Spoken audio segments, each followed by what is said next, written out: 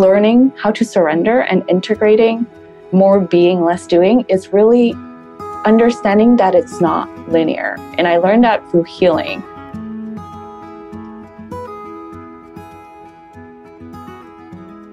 For some of the most pivotal years of my life, tears were tucked back and hidden behind a masquerade of being tough, being a warrior, someone who could hustle, work hard, and get things done. But it wasn't until I started to get more in tune with who I really am that things took off in my business. Welcome to I Might Cry, a podcast exploring how heart, mind, body, and spirit are all deeply woven into the way we do business. With guest interviews from experts in business strategy, therapy, emotional intelligence, the human body, and so much more. I'm your host, Elizabeth Marks of Almond Leaf Studios. I've been capturing luxury weddings around the globe for decades and now have the privilege of educating others on how to build and grow profitable business doing what they love. I'm on a journey of self-discovery, of becoming more of the uniquely beautiful, messy, and complex human that I was created to be. And I want to invite you to do the same. Join me on this adventure of uncovering the walls we've built that keep us stuck in patterns of limitation so that we can journey into living life with arms and hearts wide open. Let's venture into this together.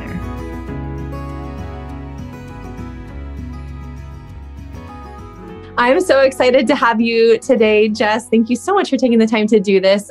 I have admired you from afar for a little while, and it's really fun to get to connect and just have a conversation. And I think maybe it'd be really fun to begin with just tell us a little more about who you are and what your journey has been like getting to what your business looks like today and what your days, every day looks like today. Thank you so much for having me, Elizabeth. I've also admired you from afar. What I do. Well, my name is Jessica Locke, and I'm a holistic wellness coach. I help busy professionals, usually people who've burnt out, to realign, recalibrate themselves, and find ease and alignment to create a life that they love. I just started a podcast called Whole and Unleashed, where it's stories about people coming home to themselves, and planning to launch a program soon where it's basically all the lessons I've learned and package it together and see if I can guide people back to their centers and getting more in tune with their inner alignment and listen to what they really want instead of what everybody else is telling them. Yeah, I love that. I love you used the phrase coming back to yourself. Can you just kind of expand on that just for a minute? What do you mean when you say that? Well, I'm trying to think of a perfect place to start. But I think, our journey as we grow and heal and expand can lead us everywhere. And sometimes it pulls us out of our center, which is what do we want and not what we think we should want. And my journey in the past couple of years has been really, I quit my full-time corporate job in advertising. I wanted to design and save the world. And then I realized I still want to serve, but it didn't feel aligned to what my skills were. I was feeling drained all the time, and going through burnout was like a weekly thing. I was getting sick and burnout all the time. So as I quit my job and just kind of take the leap of what do I want, I realized it's not that what I want was away from me. It's always been within. I just had to learn how to quiet the noises and connect to that part. So that's what coming home to myself means for me. Yeah, that's beautiful. How have you managed to do that? Have you found some specific tools or skills or practices that have helped you? Because from my journey and the little bit of awareness I have about that as well, it really is an ongoing battle because it's like the world, there's just so much noise all the time. And it takes, for me, so much intentionality to continue to okay, let's get back to, who I truly am. What am I even really feeling? And having that emotional awareness, all of this takes a lot of intentionality and daily practices. Sometimes it's little tiny small choices. So I'm just curious for you, what do those choices look like? What are your daily habits, and how do they foster that kind of a lifestyle that you are able to live? Yeah, I love how you mentioned it's a practice, because I go from knowing to practicing and wanting for the practice to work out. So when I quit my job, a yoga training that I had booked the year before, it wasn't planned. So I quit my job right on a certain date, and the yoga training was like a month later. So I learned a lot about how I was moving in my body and how much tension I hold, because even in a yoga session, it's not about that 1 hour of ease you get in the practice. It's about how you are throughout the rest of the day. And I had been in an industry that pushed and shoved and everything was due yesterday. It was all about the hustle. So I learned about ease and I learned to soften, but putting it into practice, it's so hard. And it's been close to 4 years. And I can say that I'm so much better at allowing that. And some of the tools I used were meditation, but then I would get too angsty. And I think a lot of the things people don't talk about after burnout is that there's a healing process. Just because you learn that you need to slow down, that you need to rest, it doesn't mean it will click, because there's so much conditioning that went into how you got there in the first place. Yeah. So a lot of like inner work and understanding and allowing myself to, you know what, maybe I'm going to burn out again, but it's not my fault, because there was a lot of guilt and even shame into it, especially being in the wellness industry where everybody's like green juices and you meditate and you're happy. And I realized that was also a messaging that I was getting and I didn't want to be a part of, because you can have all the green juices, you can do all the meditation, do everything perfect in quotations, and still have really crappy days, have days where you feel down and stressed out, and that's completely fine. Those tools are supposed to help you find your way back to yourself, but it doesn't mean you don't feel anything. I think the dangerous thing is thinking that you wouldn't feel the uncomfortable emotions. Oh, I don't know if I answer your question.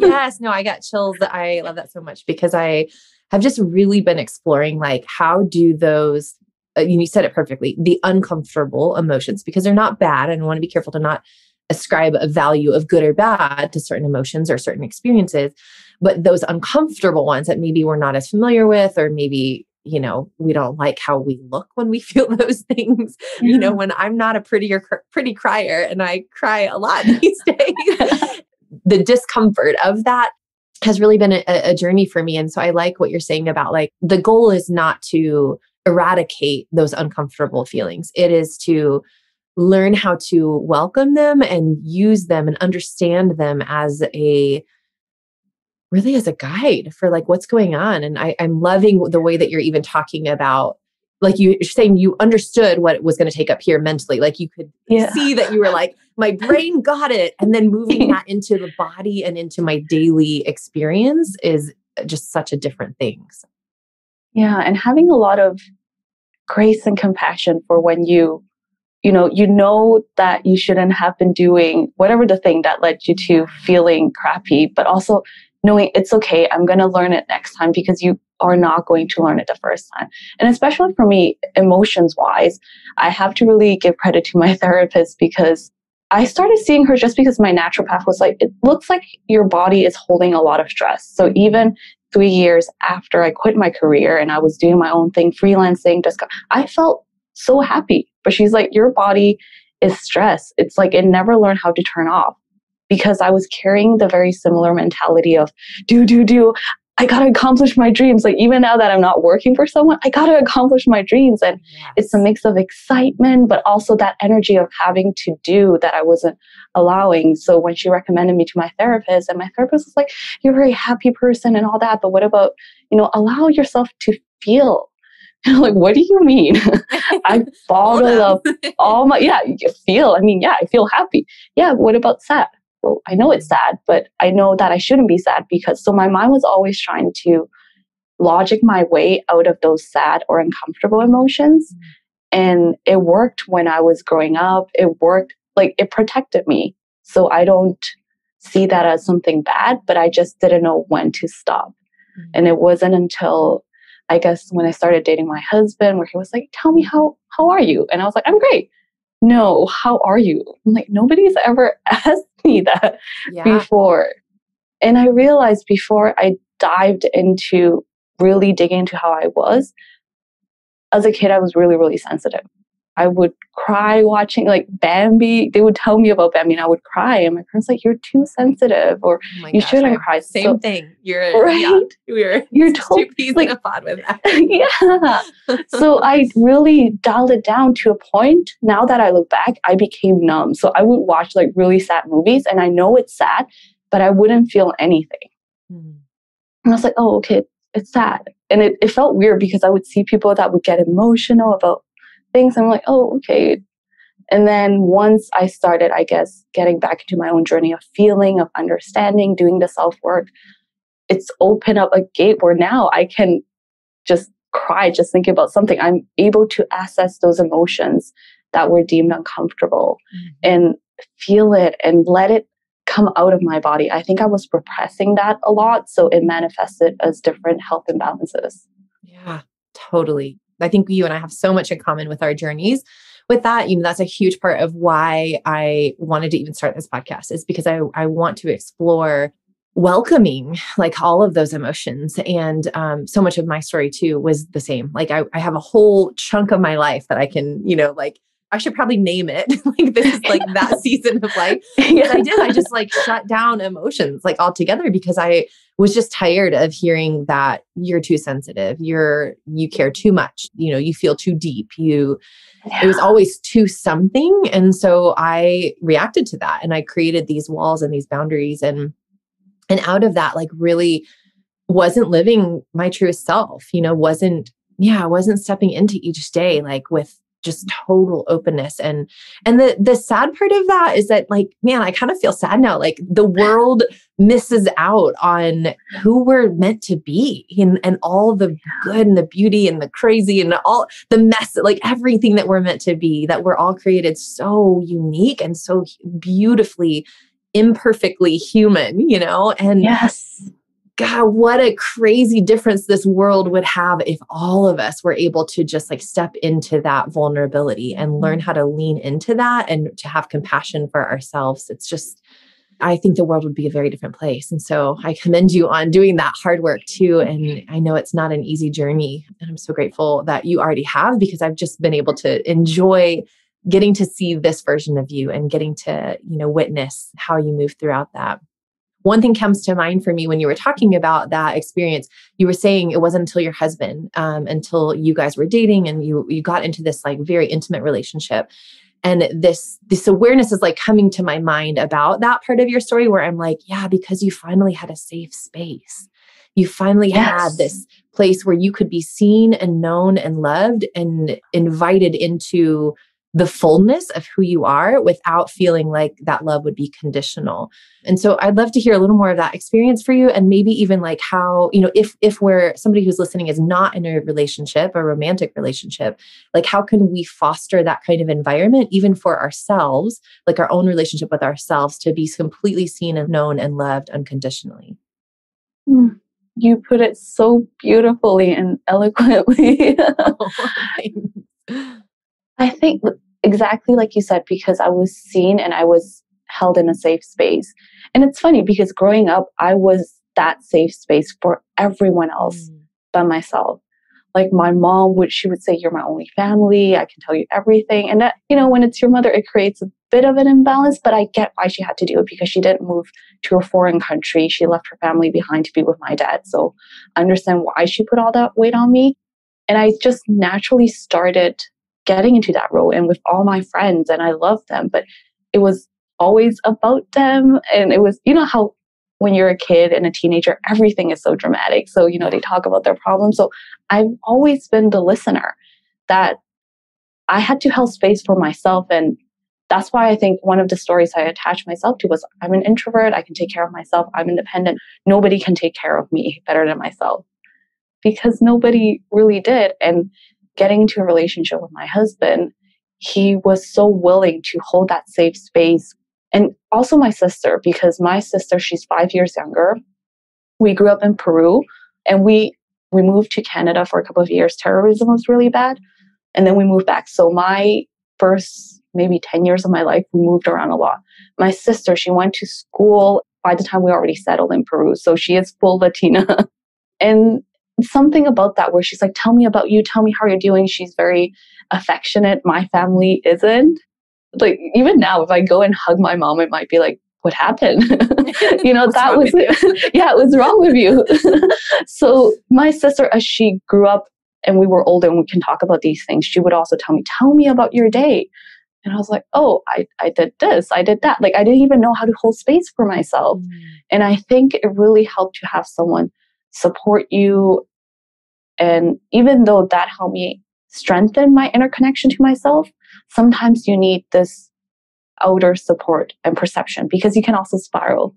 As much as I don't mind being in my own head, I know I can go to so many places, and talking and leaning to each other is also empowering because I was always a helper. I'm like, I can help people.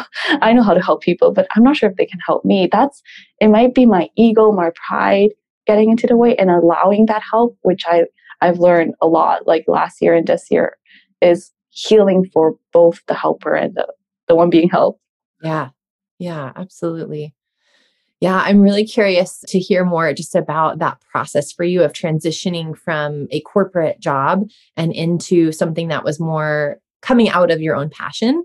And I know you do a lot just from stalking you on your website. I know you do a lot of yoga and just a lot of really exploring like mindfulness. So can you share a little bit maybe just about what was that transition like? I know a lot of people envy that and long for that, like long to make that kind of a leap, from something, a job, maybe a career that they feel like they're really good at. Maybe it's their like zone of excellence, but it's not actually their zone of genius. Then maybe they are longing to pursue something, but they're terrified to do that. Can you just, I don't know, I'm curious to hear what that was like for you. You know how your body, your mind knows when you're not where you're supposed to be. It might start as a whisper. It might start as like, oh, and you might numb with going out with friends, watching Netflix. So there's always some, in the back of your mind. So when that started for me, maybe I was in the industry for not even that long, 5 years. And I think around first, second year, I know there was something more. And I started exploring health and wellness because in university, I pushed myself to the edge and I got very sick and I was getting horrible heartburn. And I went to the doctor. They told me, well, your solution is to take this pill, which is $80 for the rest of your life every month for this prescription of pills. And that didn't make sense for me. I'm like, what about what I'm eating? And I wasn't mindful about diet at that point. I didn't learn that much about it. My diet was like coffee, grapefruit in the mornings, which is not a very good combination when your stomach acidity is already very high from stress, which I learned later. So that was the turning point for me where it doesn't make sense to not make any lifestyle changes and just rely on a drug. And I'm also a student that just graduated, so I can't afford that pill. So that's when my health and wellness journey started. And as I grew in my corporate career, I realized a lot of people were getting sick and burning out. And in the same way, like no dietary changes and not looking at a holistic picture of their life and what they're doing. Yeah. So like I shared earlier, you can be doing all the right things in the outside, eating healthy, meditating, but if you're not aligned within, then that's kind of the foundation. Everything will fall apart. So when I went from acknowledging that inner voice telling me that you have to get out of this place or you're meant for something, it was terrifying. It was the most daunting thing. And I wasn't courageous enough to step out. I think I took a business class online just to prepare for the move. And I thought I can plan it all out and maybe give myself a couple of years. My body started telling me. I started getting really bad insomnia and I couldn't work or function. And it just felt like work was squeezing every ounce of juice left inside of me. And I was becoming snappier. I'm not a snappy person. I'm usually very cheerful and I like to have fun. And the funny thing is, even when I was in my zone of excellence at that work, I was good at it. When you're good at something and you have to walk away from it, and when the money is good, it's almost like, what are you doing? And society will condemn you for it. But I talked to a friend and they're like, well, you're in golden handcuffs because you're getting a lot of money. That's your gold and diamonds, but you're not happy. And that, along with my journey, I was like, okay, I have to get out of it. So I surrendered and I just put my resignation, and I was basically telling the universe, I don't know what's happening. I just know I need to take care of my health. Yeah. I saved enough so that for a couple of months, if I did nothing, I wouldn't, I would still be able to pay my bills. And even if I had to apply for any kind of other job, like I didn't mind being a barista or a waitress. Like I love connecting to people. So that could be an alternative. That was my transition. But I think with the realization where kind of the tension builds up and then surrendering and just listening. And I think going from all that doing to listening, which is scary, but taking it one step at a time. Yeah, that's really beautiful. I don't know who said it recently, and it might have even been you. I don't remember where I heard this, but somebody gave the analogy of how the universe or God or divine kind of offers this whisper, like when something is off and you're not truly aligned and you're not, living within that kind of rooted, grounded, core version of who you are and who you're meant to be, and something feels off, that it begins with a whisper. And you can kind of learn to lean in and pay attention to that whisper and actually begin to acknowledge it and make changes at the whisper phase. But it's almost like a toddler. And I was like, oh my gosh, this is so true for me because my kids are in that season of life, and it's true. Like, I can't tell you the number of times that my daughter has been like, mommy, and I'm in the middle of something else. I'm not focusing on her. I'm tuning her out, and I'm not proud of that, but I'm tuning her out and I'm trying to stay focused on whatever it is that I'm doing. And I might be washing dishes, or I might be trying to answer an email or whatever. But in these moments that she just will continue to get louder and louder and louder and louder. And the next thing you know, she is full on throwing a tantrum. Like, she is screaming and freaking out and losing her mind. And it's so easy to, from a parent perspective, look at her and go, what's wrong with you? Like, why are you losing your mind? Like, stop. And be really, that's very shame inducing kind of language, but that is the ego within me wants to do that, wants to respond and like, it's all you. It's all your fault. And not to acknowledge, like, maybe I actually just should have listened to the whisper the first time she asked and dropped what I was doing. And I don't know, I think it's first of all, not my proudest kind of, experience of parenthood, but just real life.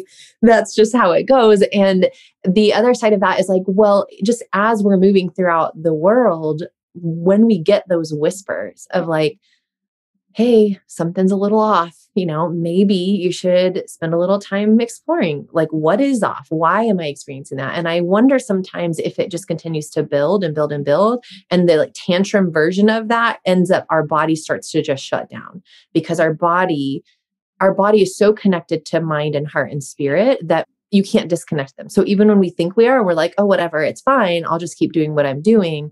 And I ignore these kind of whispers, even as they get louder, that our bodies start to just shut down. And so that is just so interesting to me that you kind of lived that. You lived, your body starting to really have some problems, and your body began kind of throwing a temper tantrum towards you, like, hey, you're not listening. Like, this needs to happen. Something needs to change. And I'm so grateful for that, right? Because usually when we look at illnesses and imbalances, we see it as a problem. Something's wrong with us. And that's a story I also grew up with, because I grew up getting sick a lot very easily. And I was talking to a friend, I was telling her how, I was a very weak kid. And she told me, that language just, I would never say that to my kids. Like, don't say it to yourself, because you were not in control of your circumstances. You might be reacting to the stress around you, or you're not weak. Basically, the way she turned it around. And I was like, that's so true. That's the story I held on to. And even when I got sick and out of balance and I got my wellness certificate, I was like, I felt like an imposter because I was still getting sick or insomnia. I'm like, I'm doing all the right thing, in quotations, always, because it's never right when you're not listening to your body. And it's a practice that takes a lot of time cultivating. And maybe you can catch yourself towards the end of a flare up or whatever. Or maybe you can catch yourself at the beginning.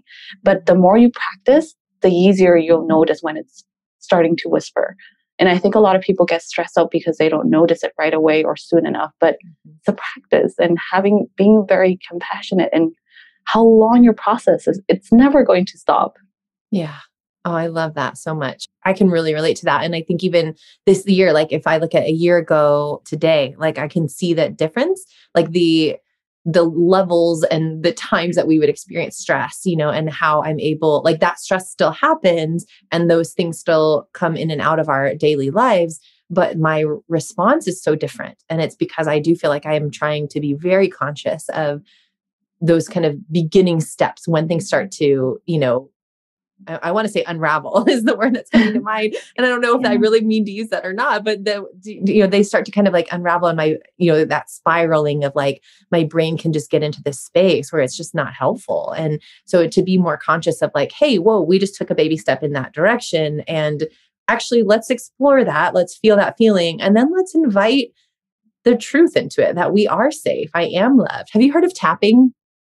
I've heard of it, but I've never put it into practice. So my therapist taught me about this one time where she was saying like when you're stressed, the idea, you can Google it and look it up. It's really fascinating, but you're actually like retraining neural pathways in your brain when there's there's patterns that have happened because of past experiences. So it could be stress or trauma or just any kind of life experience. And so you'd actually tap your body in like these different places, like on your chest, above your eyebrow, above your lip, like just like kind of a whole process where you tap and you say, even though I'm feeling whatever it is that you're feeling, and then you respond with whatever comes to mind. Like, I know that it's going to work out, or I know that I'm safe, or I know that I'm loved, or, whatever it might be. Yeah. It's just a fascinating process. And I've done it a couple of times with her, and it's just been like, my body physically changes. Like I feel release and I feel relaxed. And it's just fascinating to me, the science behind some of what we're talking about, where I think, especially as we move into a health and wellness space or a mindset kind of focused arena, often it can just feel really like woo and really kind of out there and crazy. And so it's really fascinating to me that there is actually so much science behind some of this stuff, that our bodies actually physically change when we come into alignment. Yeah. And it's fascinating because you did mention like how people think it's kind of like this woo-like aspect, but it's not. We are more than our minds. And one thing I really want to share with my clients, I'm looking forward to it, is body wisdom. Bring your body along for the ride. Only because from past experience, I've neglected my body so much trying to achieve and accomplish. And right now we can do everything on a computer and laptop. So you can pursue your dreams just from your laptop using your mind, but you are also your body, and just bring it along for the ride. Sometimes you might feel lazy or tired because you've been on the computer all day, but maybe what you need precisely is to move so that you can move that energy. Because otherwise, even the excitement energy can get stuck. And if we don't process that, like let our body just, process the excitement, process the stress. Yeah. If we don't let ourselves do that, it gets stuck. And then eventually something's achy or something's flaring up or something, a cold here and there. Yeah. Oh my gosh. I love that so much. I'm picturing times in my life where I'm like, man, I don't know what's going on. Like everything was great and we had a great day. And I'm like all of a sudden feeling stressed or anxious at the end of the day. And I'm like, what is going on? I think I need to go for a walk or go for a jog or something. And I do. Your body's telling you. Everything changes, like my whole, it's like I could like see the trajectory of that day, like crashing and plummeting, and my patience being short with my children and just being irritable. And, or I can choose to go on a walk and, kind of work out some of that energy. And then I'm like, just such a different human. Yeah. It's like an internal shift because everything is still the same. Yeah. You still have the same to-do list. Yeah. Totally. But and all the things that have already happened are still the same too. Exactly. Yeah. I'm interrupting this episode briefly to invite you to join me for my digital at-home workshop to help you uncover limiting beliefs that hold you back from achieving your dreams. To access it, go to almondleafstudios.com/limiting beliefs. Light a candle, grab a pen, get cozy with the printable workbook and a 40-minute workshop that will help invite you to take a look at the ways that your subconscious beliefs might be hindering the goals you have in your business. Again, go to almondleafstudios.com/limiting beliefs to get your free access today. Now, back to the show.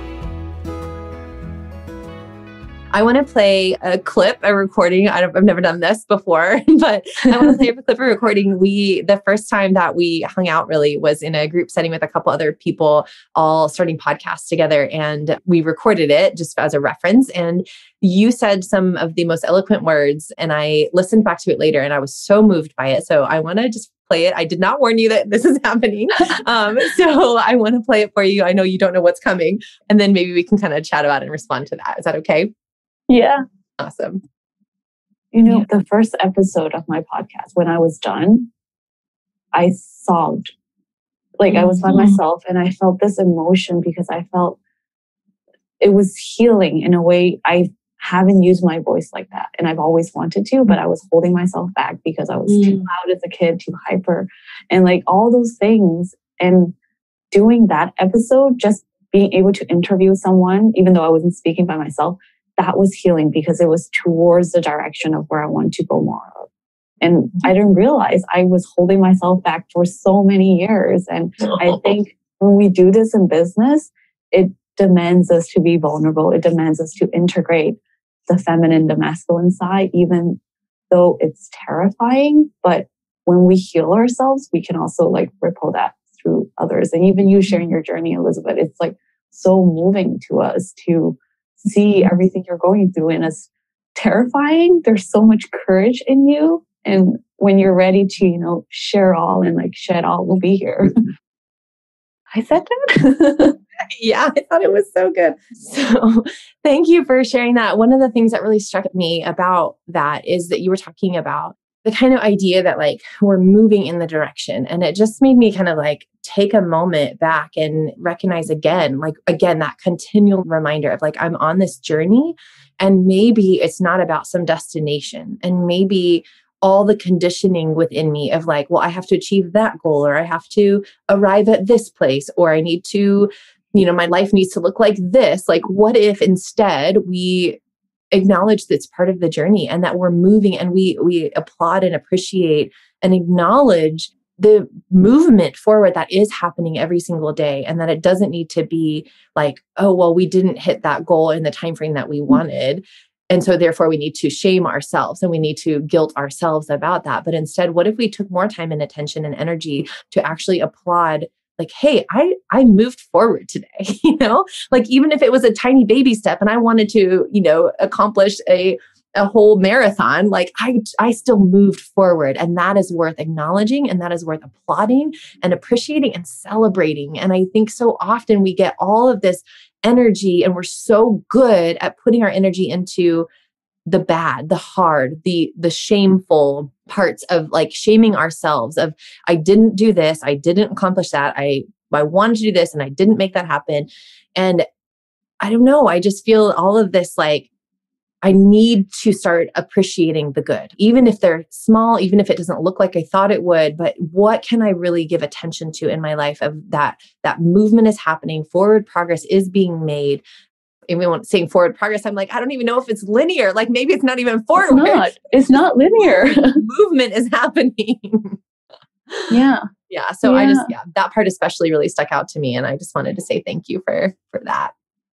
Oh, thank you for sharing. It's weird hearing myself talk, even though I have a podcast, but I try to skip the parts because I'm like, oh, this is how I sound like.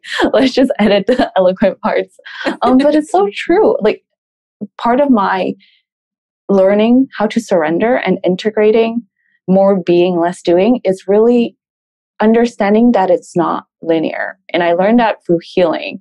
Any kind of healing, you think I'm doing, again, in quotations, the right thing. So I should be just getting better. It should be an incline. Mm-hmm. But it's not.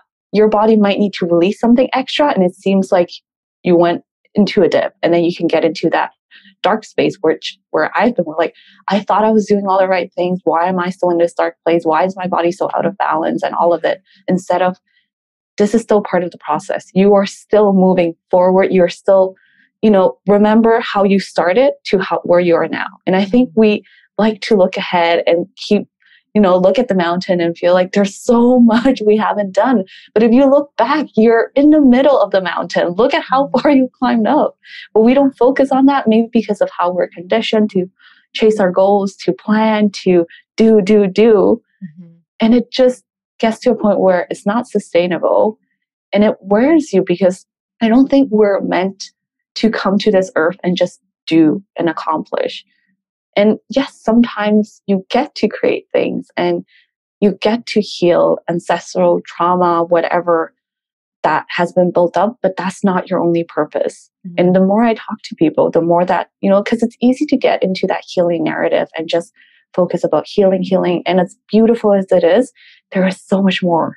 There's the other side where you're being, where a moment with your daughter and then noticing something, even that can be so magical if we allow ourselves to be in the moment. And it's so hard. It takes practice to turn off all that noise because we're constantly surrounding. Sometimes I have to tell myself, put your phone away. As cool and as much as you're learning from all these people, put it away so that your mind can tell you whatever it's feeling right now. I love that. You actually took some of the words right out of my mouth. I was going to talk about, I actually had, as you were sharing, I had this like, almost like a vision of like, just totally arms wide open, like laying out, sun shining on your body, just in a field, just surrender, just truly like surrendering and just like soaking up like creation and the warmth and just being present. Like, I don't know about you and about everybody listening, but so much of my life I have spent either in the future or in the past. And I'm learning like just how beautiful and how rich and how deep it is to just be present. And how challenging too, because it's a muscle that I've not been using for so many years. So it's a challenging muscle to use right now, but I have to believe that that part will get easier too. And I think when you said something, when we were talking about living in the present and just, being a human being, like learning how to just be and not to just do, I pictured my daughter, I pictured her and I just thought like, my heart would absolutely break if she felt like she was only worth what she was able to do. I love her and I enjoy her and I delight in her because of who she is, not because of what she does. I just think she's the most magical little human. And it has nothing to do with what she does, nothing at all. It's just because she's here and it's just because she's her. And how beautiful for us to learn to walk through the world, walk through our lifetime, soaking in that and going, I have worth and I have value and I can be enjoyed and to enjoy just simply because I am, not because of what I do, but because I am. That is such a beautiful reminder for all of us. We all have our journeys of self-worth. Mine was definitely in the doing because I thought I had to accomplish and it was never enough. There's a joke in the Asian community with your Asian parents. They're never proud of you. It doesn't matter if you're, the most famous person in the world. They're always going to find someone else who does it better than you and compare it. But they show their love in different ways. And the fact those words that were meant for your daughter and you shared it with us, it hit something in me. It's healing to just be and love. And I know that my parents love me just for being, even though it doesn't feel that way. I can feel it if I don't let my mind kind of try to override it. I can feel it in my body. Yeah, absolutely. You said one other thing that I want to talk about before we close. Just you've mentioned kind of ease and that you had lived so much of your journey in this kind of hustle mentality. And I feel like I just have so much curiosity around other people's experiences with this because I know what I've been going through and how the word that's coming to mind is fight, how hard I've been fighting to do this. And I'm like, no, I don't even want to use the word fight, but it is a challenge to lean into allowing business and allowing my entire life to come from a place of ease and flow.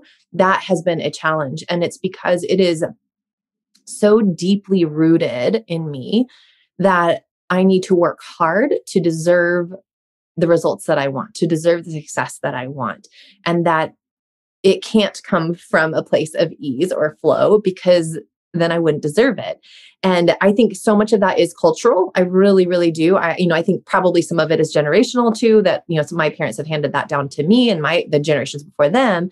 But I also think we live in a culture, it's a patriarchal culture where it is, this kind of masculine energy of moving forward. And I think, at the beginning you mentioned, or maybe it was in the recording that you mentioned this integration of the masculine and the feminine energies within us. And I think it's so easy to go, okay, I don't want to do that anymore. I don't want to do the hustle mentality anymore. So I'm going to lean super hard and heavy into this ease and flow and into this more, I would say, even like a feminine energy, of more fluid, more flexible, less do. And maybe some would disagree with that. David, my own husband, might disagree with that. But I think of it that way, like a feminine and a masculine energy. And so I love the way you've talked about integrating those even too. And maybe you could share a little bit more of your own experience of that and what you mean by that. Mhm. One thing I want to say is that ease is not easy. Yeah, that's true. I think when we hear ease, it's like, okay, just relax and everything will come. That's not how it works. Integrating the masculine and the feminine. And it's something that I'm still learning a lot more about, but based on my own experience, is there is a time to do things. There is cycles and there is a time to relax and trust in the flow. And it's just this continuous dance of letting one maybe take over a little bit more and then let the other one take. But getting into that sweet spot is a lot of practice, especially if you lean onto one side more than the other side. Because some people might be super feminine where they're like, yes, let things come to us. And they don't do. You need that energy, like that masculine energy. If you want to create something in the world, you have to put something in there, not just wish for it. And I think even with a lot of the wellness industry and manifestation, some things that get misinterpreted, I cannot say that word. You know what I'm trying to say. Thank you. So yeah, they think that it's you wishing for something and then seeing it. It's kind of like an offering. You have to do that work. It's an energy, right? So you have to put that out there and then know when to surrender. Again, that's tuning into your own inner wisdom and know, am I pushing or is this like an energy that's trying to take me forward? So much of all these practices is getting to know yourself. There is no perfect.